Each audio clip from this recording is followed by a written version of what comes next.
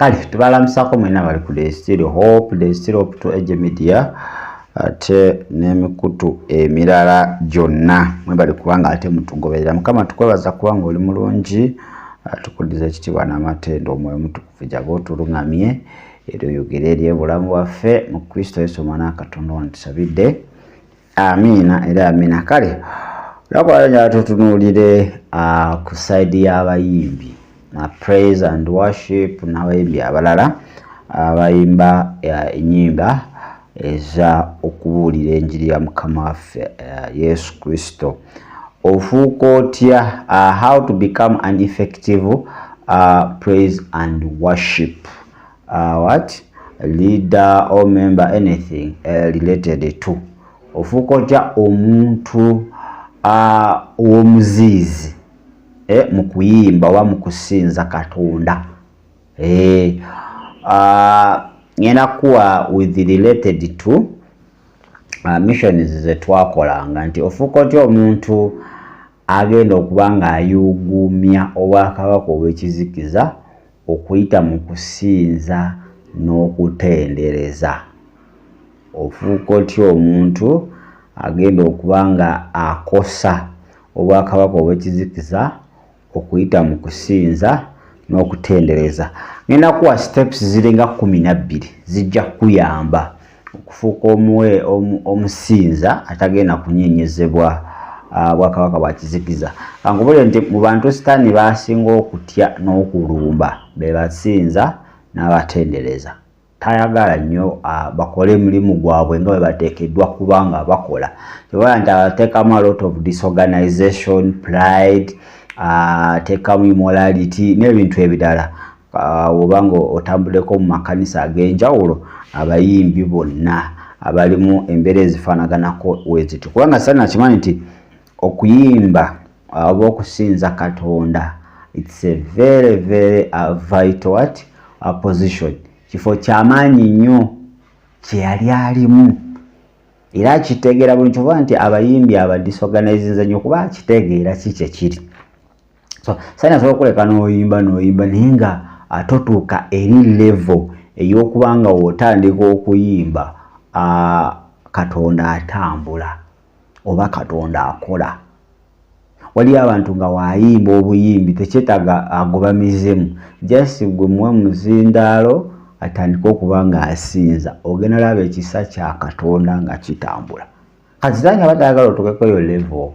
Segera agala obeere muyimbi agenda oyimbangako obuyimbi awo ojje oyimbe oddeyo, so obeere ku eyo level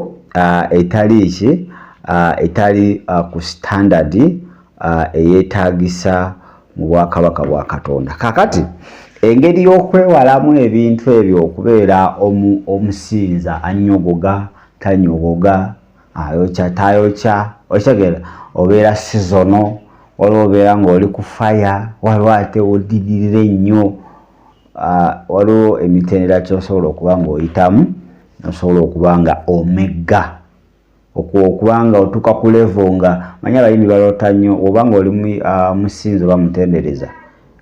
Sitaani ate akazaaleeta kwe kuba nga akuleetera ebirooto, oloota bakamiliyoni, oloota abayimbi b'ensi, so eyaba ataaka.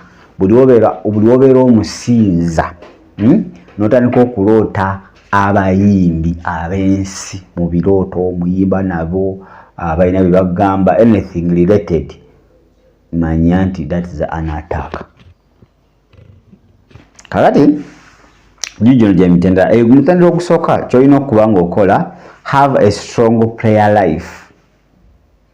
Ky'ekizibu ky'abayimbi. Abayimbi tebasaba, abayimbi tebasiiba. Bo bamanyi nti okuyimba obuyimbi just matter of coming, so long as olina ekirabo ekyo gwe kyangu oyimbe, nedda bino byanjawulo. Kubanga eno togenda yimba bintu biyiye n'amagezi go. Wano ogenda kuyimba njiri ya Mukama waffe.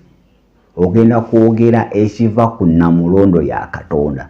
Kakati kiba kizibu nnyo okusigala ng'oli ku mulamwa nga toweekumidde mu kusaba na kusiiba ng'oli muyimbi. It's very hard.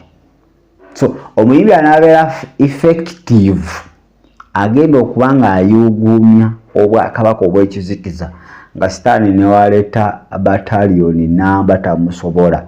Ye muyimbi eyeekuumira mu kusaba obulamu bwe ng'alina what we call a strong prayer life, not moderate, strong prayer life. Meaning it, you have to spend time in prayers. Yo nogera muyimbi atasaba ata. Kubanga communication, you have to communicate to God. Katonda akuwa obubaka. Era abayimbi abatasaba beebo babeeraawo we batyo immorality zibakuba bakola bye baagala tebava ku level gye baliko beba abayimbi abatasaba. Kati kwaya z'ennaku zino mu makanisa tezisaba. Bo bamanyi just coming kola practice kugolawo maloboozi ku Sunday nga mujja mubuusabuusa abantu, and that's the service. Kiva nti bye muyimba tebikyakoma ku bantu. So ojja kusoma Abaebbulaniya 4:16 osome ne Abasosolonike ekisooka 5:16 paka 18. Point eyokubiri, you must know what you believe, why you believe it, and ready to defend your faith. Yes, olina okubanga omanyi kye wakkiriza, lwaki wakikkiriza, ate ng'oli mweteefuteefu okubanga ekintu kye kyewakkiriza okikuuma. Awo bwe buzibu. Abantu abamanyi bagamba okuyimbako obuyimbi yishiya. No, it's not all about okujja n'oyimbako obuyimbi. No, this is a faith. You must believe. You must know what you believed. Olina okumanya lwaki oli muyimbi oba lwaki oli musinza namutendereza. Olina okusooka okutegeere. Kasita totegeera lwaki oli musinza, lwaki oli mutendereza, ebirala togenda bisobola. Ebirala byesonyiwe biveeko, togenda kusobola kubyandolinga. So it's a matter of you first understand why you believed that what you are doing. Lwaki ekyo kyokola wakikkiriza. You must know it. For instance, eno system, olina okutegeera nti eno essimu okusobola okumanya byekola. Naye buli lw'otamanya nti eno ssimu ojja tugenda osabiriza abantu bane mumpe nkubire ku maama wange, mumpe nkole kino, because olina ekisobola okuba nga kikola ekyo kye weetaga naye tonnaba kubanga okitegeera bulungi. Example endala, tubeera n'amasimu. Nyiza okubeera n'essimu the same type naawe gy'olina naye nga engeri gye tugikozesaamu ya njawulo. Nga nze mmanyi ogikozesa buli kyenjagala naye ate gwe nga togisobola. So olina okutegeera ekyo kye wakkiriza. Ekyokubiri, olina okuba nga you believe ekyokubiri, why, lwaki wayitibwa okubeera omusinzi oba omutendereza. You must know that. Abamu temumanyi, abamu walaba mikwano gyo nga giri mu kwaya naawe n'okola ki, naawe n'ogenda. So you don't have any reason why you joined the choir. You don't have any reason. Tewala nti okola buli byosanze, teweefiirayo, kubanga you don't know why you are in the choir. Tomanyi. So not until you come to that understanding of knowing why you join the praise and worship, awojatandika okukola ebiriyo. And you must know how to defend what you believed or your faith. Okitegera? Olwotuuka ku kigera nga osobola okubanga ekyo kye wakkiriza okikuuma. Kansobere nti ontegedde. Kye wakkiriza olina okuba nga otuuka ku kigera ekikikuuma. Hallelujah. So kyekibuuzo kye nina gy'oli, ani yali atuuse ku kigera like ng'obulokozi? Have you reached that level of defending your faith? And how do you defend your faith? Kubanga defending your faith involves you knowing, okubanga omanyi ekyo.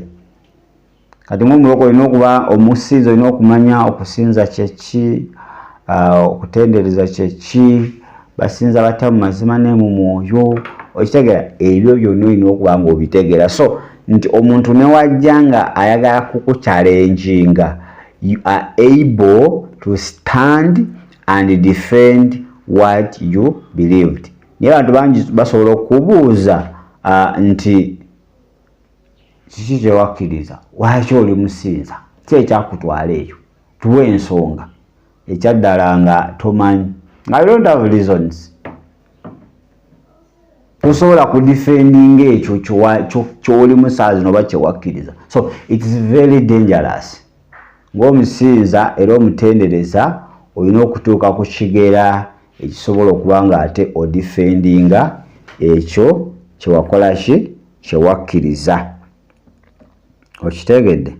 Kale ojja kuba nga osoma Abafilipi 3:10, osoma Abafilipi 3:8, Yokaana enjiri 17:3, Yokaana ebbaluwa esooka 5:2, Peetero ekyokubiri 3:18, n'Abefeso 4:13. Point eyokusatu, focus on God. Olina okuba nga otunuulidde Katonda. Omusinza yenna oba omutendereza yenna olina okuba nga otunuulidde Katonda. Ffe twali tukolanga missions, abasinza be twawangulanga n'abatendereza be babatunuulidde pastor, be babatunuulidde abantu abalina obbafuwa ssente. Kasita amaaso ogajja Katonda n'ogassa ku bantu, ng'oyagala kuyimba to entertain people, osanyuse abantu, ng'oyagala kuyimba osanyuse pastor, you have lost the meaning of praise and worship. Era sitaani waba akuba gwe ate takulabawo, kubanga omutima gwo teguli ku Katonda. Focus yo yonna togitadde Katonda, focus yo gitadde ku pastor. Tebala nti basobola okunyiza, pastor asobola okunyiza akantu katono kati n'ovaamu mu church. Abantu basobola okugaana okufuula olwo olunaku n'ovaawo ng'oli disappointed. Next weekend n'otasobola na kujja kukola ki? Kusinza Katonda. So focus yonna ng'onobeera omusinzi ow'amaanyi olina okuba nga ogitadde Katonda. Having the best worship service in your church, olina okuba nga ate amaaso go gonna ogatadde Katonda. Naye ekirala, olina okuba nga totunuulidde ebyuma. Amakanisa amalala olaba nti why they are so powerful, because they have machines. Bw'okye ku makya ezo machines zife, ezo machines ziveewo, amazima ddala togenda kulaba kusinza mu church. You will not see worship in the church, kubanga they are worshiping because of the machines. So olina okubeera omuweereza ali flexible, ng'atunuulidde Katonda nti God is not all about the machines, God is all about the heart. Omutima ogwo oguli kusinza oguba nga guli committed, nga gwewaddeyo, oba tekuli machine oba kweziri, still God is going to receive the praise and the worship. So focus tujije ku byuma. Olina n'abayimbi abamu walaba nti kanisa gyasabiramu temuli byuma, ng'addukawo ng'agenda anoonya kanisa erimu ebyuma. Kale ojja kusoma Matayo 6:33, osome n'ekitabo kye tuyita eky'Abakolosaayo 3:2. Point number 4, exercise the authority. Olina okuba nga mu kuyimbaako, mu kusinzaako, olina okuba nga ate osinziza oba otenderereza mu buyinza bwa Mukama waffe. Mu buyinza. Exercising. It is possible to exercise the authority during praise and worship.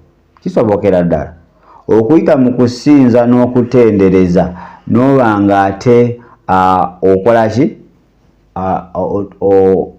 Exercising wa mu Luganda nkiyite ntya? Ng'otambulira mu buyinza.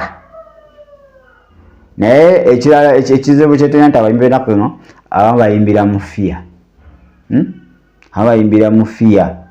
Oba embeera nejja ku church nga it is like a deliverance, emizimu nga gitabuse, omuyimbi n'adduka ku katuuti. Gamaka ngano nze mujinza okunkuba okitegedde. So tulina okulekera okuyimbira mu fiya, tulina okutandika okuba nga tuyimbira mu buyinza bwa Mukama waffe.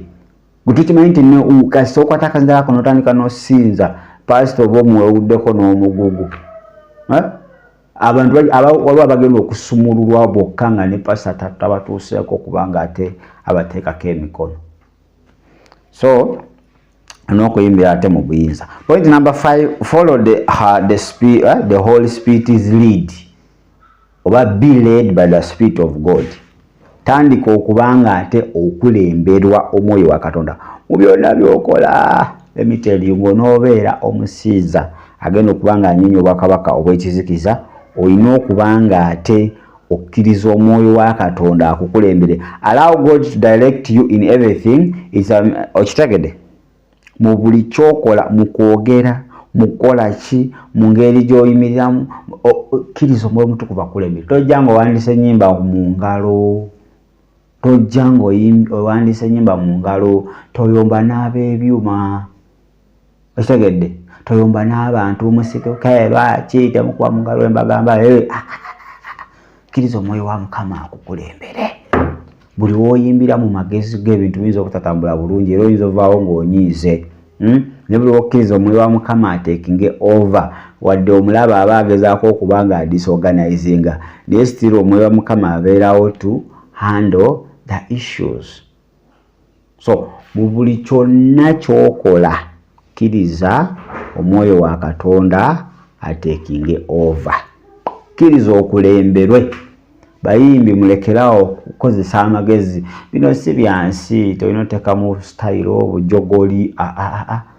Bino kasita omwoyo wa Mukama aba ayagala kyokola, abantu ne baba tebakyagala, go with that. Waliwo oyinza otuuka n'agamba oyo abowalinga, oyo aba asinza abowalinga, oyo aba atendereza abowalinga. We kasobola nga kyekyo Mukama akyakugambye, leka balinde oyo agenda obabuusabuusa basanyuke. So be led with the Spirit of God. Tojja kukola era, tojja kweyiiya bibyo. Abalumi 8:14-17 ojja kuba nga ate ogisoma. Point endala, be humble. Awe bali obuzibu abayimbi. Praise and worship n'aba bayimbi ba gospel banaye kasita ayimba n'alaba nga buli wakwata akazindala abantu bamuwuliriramu bati, n'alaba nga ekibiina yenna abatakyatuukikako, amera ebiwawaatiro, amera amalala, awo sitaani wasinza obakyapira biwawaatiro n'amalala.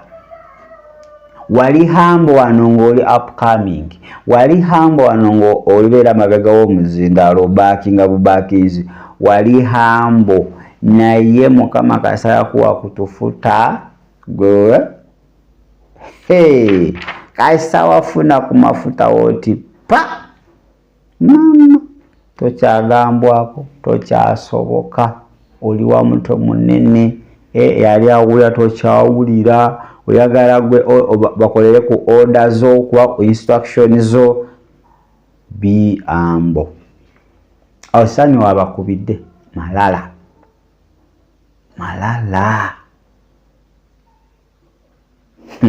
Abakolosaayo 3:12 ojja kuba nga ate ogisoma. Ephesians chapter 4 verse 2, James 4:6, James 4:10 ojja kuba nga ate ogisoma, ejja kukola bulungi. Point endala, find what works for your church. That is it. Wobanga oweereza Mukama, buli kanisa Katonda yagiyita mu ngeri eyaayo, obadde tokimanyi. Waliwo tulina kanisa eziri ku musingi ogwa evangelical, redeemed, tulina miracle, tulina pititive deliverance. Kakati tulekere okukoppa, obuzibu obuvaawo tukoppa. Omanyi nti abantu b'olimu bantu tebamanyi Luzungu. Kiki ekikuyimbisa ennyimba z'Oluzungu buli ssaawa n'ozibasibako? So ogenda okomekereza nga obwedde oyimba wekka, obwedde osinza wekka, obwedde otendereza wekka, abantu nga tebabitegeera. Kyokka bakuwadde kulembera abantu. Kakati kolanga nnyo ekintu ng'omanyi nti ekkanisa mw'oli egenda kubanga ekola ki? ekyenyigiramu. Nga kujja wano ne bakutwala Arua eyo tebamanyi Luganda ntandika kubanyibaza Luganda kiyinza okubeera ekizibu. Abantu abamu bayinza obwavuma, abantu abamu bajja kutunulira butunulizi ofuuka ekipande. So find what works best for your church. Tulekera okoppa tugenda mu conference ag'enjawulo ne tulaba abantu engeri gye bayimbamu kwa engeri gye ziyimiriramu ne tugenda ne tubikoppa ne tubireeta mu church zaffe ne tulowooza mbu oba newaffe binaakola. Nedda. Find what works best for your church. Romans chapter 12 verse 2 ajja kubanga ate okola ki ogisoma. Find your personal style. Noonyaamu gwe engeri gy'oyinza oweererezaamu Mukama nga tokopye muntu mulala. Nga totunulira nti njagala mbenga gundi, njagala nyimenga sister gundi, njagala nyimenga brother gundi. Ebyo bikomekereza bikulemeseza engeri entuufu gy'oyinza okuba ng'oweererezaamu Katonda. Buli omu Katonda alina ability gye yamuwa, alina ekigero kye yamuteekako. Kakati mu busobozi bw'obwo obutono, mu kaloboozi kaako, mu guloboozi gw'ogwo weereza Katonda. Tokopa njagala kuyimba nga brother gundi alina tena, oba njagala kuyimba nga sister gundi alina tena, nze nina gu beesi. Nedda. Neyo beesi osobola oyimbiramu Katonda. Mu kuzina osobola oweerezaamu Katonda. So togezaako kukopa style y'oli, ennyimba y'oli ng'ate togenda bisobola. Saba Omwoyo Omutukuvu akuwe engeri entuufu eyiyo gy'oyinza okuba ng'oweerezaamu Mukama. Kubanga bangi bagezezaako okuba nga bagundi bakomekereza ate nga Sitaani abakubi oba abakozesezza ebitali biki, ebitali birungi. So gezaako okuba nga ggwe, togezaako kuba nga mulala. Abafilipi 2:3 ojja kuba ng'ogisoma. Ensonga endala, avoid spiritual laziness. Avoid spiritual laziness. Lekera okubeera nga mu nsi ey'omwoyo oli awo naaga. Oli awo balina ekigambo kyogenda okukozesa. Manyi twalina mukyala abantu abaliriza abatafaayo babeera awo baba bannamagwatala ne bassemagwatala naye ate gwe toli. Kati gezaako okubanga toli lezi. Muli muntu ali lezi, muntu ali awo atafa ku bulamu gwe atafaayo. So spiritually you must be active. Avoid being lazy. Lekera okubanga tofaayo mu nsi eki, mu nsi ey'omwoyo. Singing the same tired songs over and over will bring death to your worship service. Using songs that people are familiar with is good, but never adding fresh material is a lazy way to lead worship. Always be willing to try new things. Agoli awo tofaayo obuyimba bw'omanyi bwebwo Yesu olina amaanyi. Engeri gy'okayimbamu yeeyo tokkiriza Mwoyo wa Mukama kukulembera era buli we bakuwa kotandikirako nga bakutegeera nti oyo bakusimana sister Yesu alina amaanyi. N'engeri gy'okayimbamu amazima ekiraga nti Yesu alina amaanyi. Yesu alina amaanyi. Haleluya, Yesu olina amaanyi. Amina amina. Ennaku ekujjudde n'eddoboozi lyokka teriraga nti olina okuvaayo bwatuke.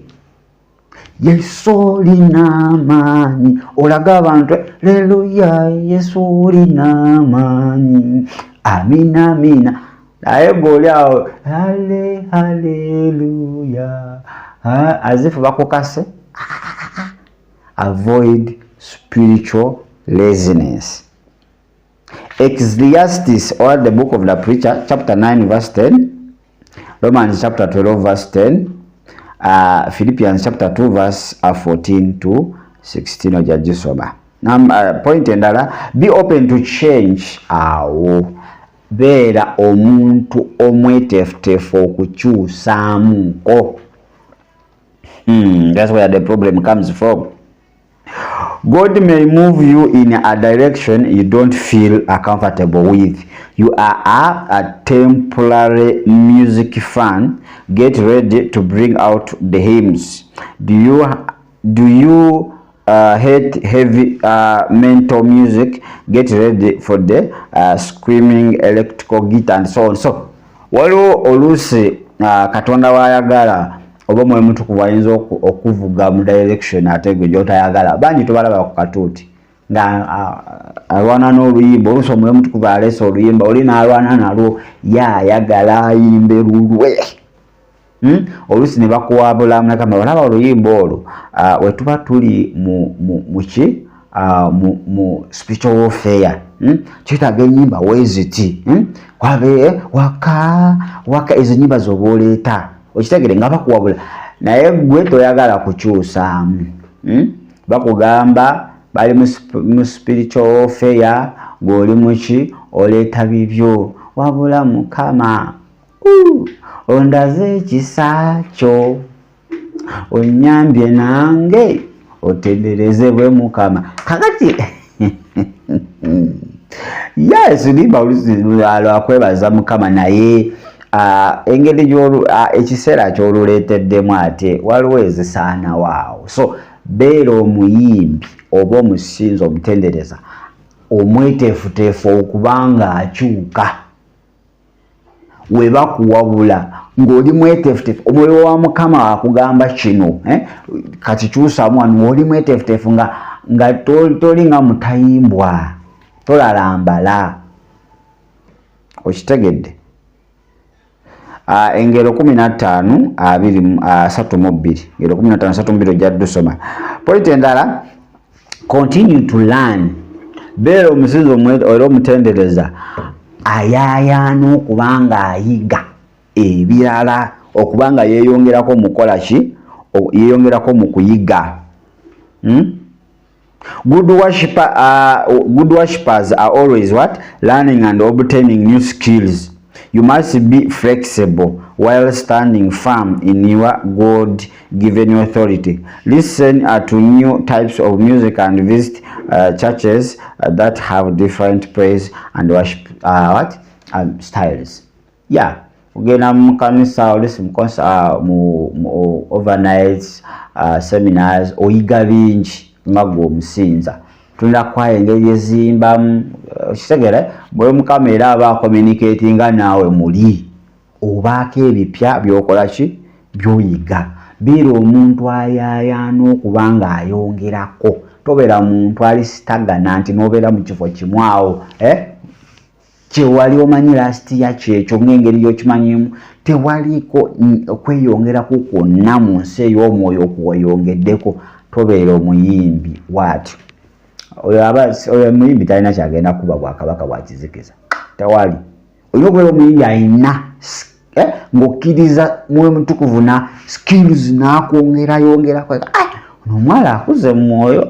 Engeri yatandikamu mu kusinza si yeemu wano naye ng'oli awo engeri gye wali oyimiriramu yeemu gy'oyimiriramu engeri gye wali obuukabuuka.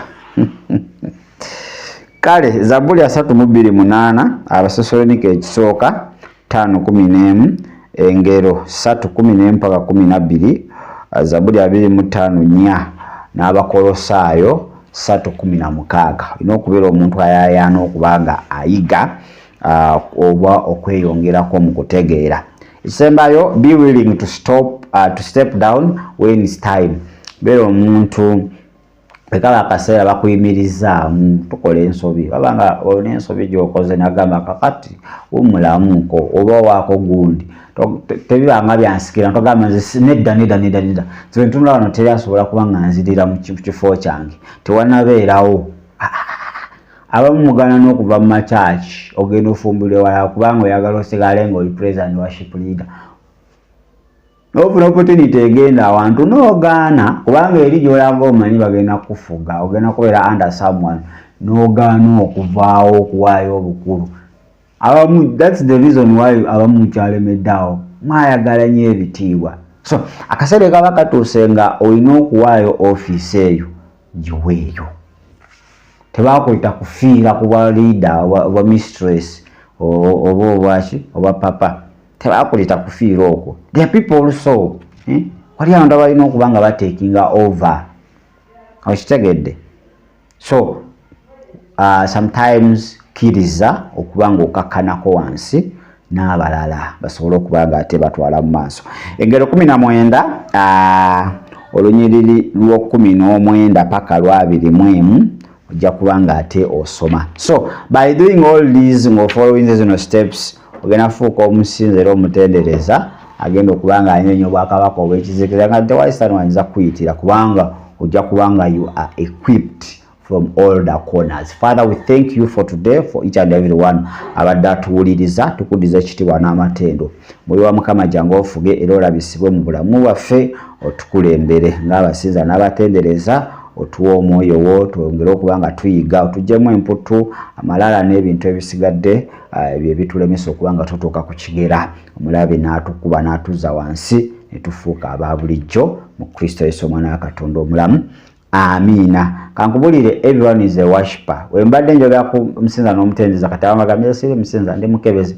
Gino osome Yokaana meka 2:3 paka 2:4 anonya abamusinza mazima n'emwoyo oli musinza ensonga lwaki watondebwa. Ye main purpose why God created you bwe kubanga ate omusinza tobyejjamu n'ogamba nze sikola ki sibiriimu. Beere bulungi ate era mweraba.